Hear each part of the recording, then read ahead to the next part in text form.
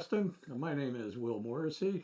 Bridget is out with a client right now, and she wanted me to give you a little information on what's going on in the Preston real estate market, especially for the month of June, which has just passed. We've got some statistics for you, and we've got a few other things that we're going to go over. So let me just point them out to you before we get going here. We'll look at the median sales price, we'll look at the number of new listings, homes for sale, pending sales, closed sales, also the median days on the market, and we'll get back into statistics. But let's get right into it. If we look at last month, look at June, we see that there were 3 homes sold, one each for 2-bedroom, 3-bedroom, and 4-bedroom homes, ranging from $400,000 down to $205,000 for the 3-bedroom, and back up to $832,500 for the 4-bedroom. And they were on the market. One was less than 30 days, one was 31 to 60, and one had been on for a little while. So let's check out median sales price.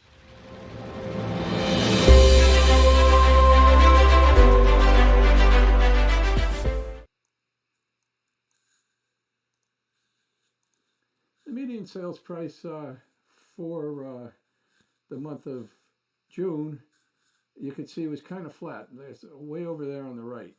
It starts off looking at the on the left-hand side, January 2021. Each point on this graph is looking back over the prior year. So that first point tells us all about where we were in 2020. And you can see where it went up quite a bit in the beginning of 2021 and then kind of staggered its way back down. And we're pretty close to where we were, a little bit better than where we were at the end of 2020. You can see the last few months have been pretty steady for the median sales price.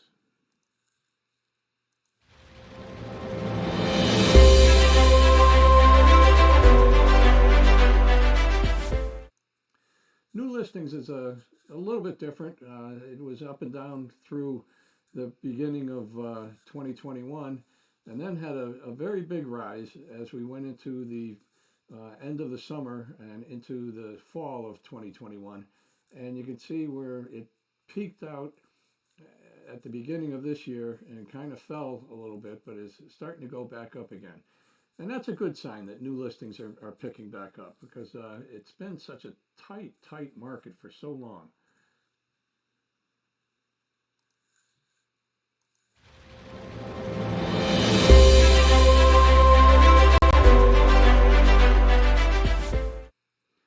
Now, the number of homes for sale at any given time has dipped down quite a bit throughout 2021 and kind of made a rebound for the August through the end of the year, and it's kind of stayed flat for a little while, and you can see where it's dropped off again a little bit. Looking at the average for 2020, it was about 17 homes on the market at any given time, and right now we're down to 13. Not a great difference, but percentage-wise, it does look a little challenging there.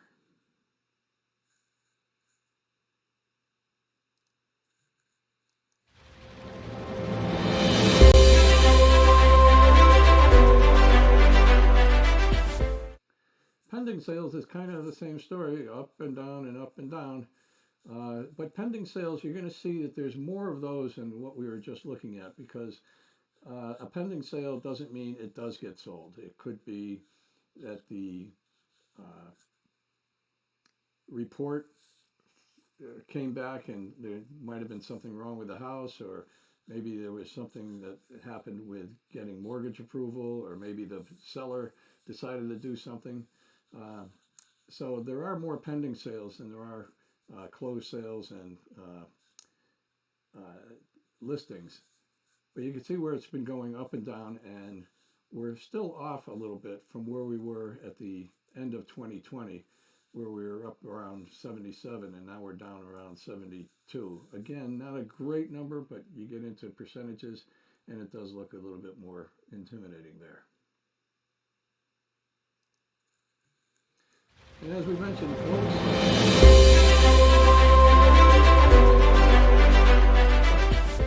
it does give us an idea of where we are going. So let's take a look at that. Again, we started off about 72, and we're down to around 66 right now. You can see where there was a really hot market at the going into the second quarter of 2021, and then it cooled off quite a bit. It started to make a rebound for the last quarter, but this year the number of closed sales has kind of been dropping off from where we were. Again, not a great number, but still, if you look at the graph, you can kind of get an idea of what the market's been doing.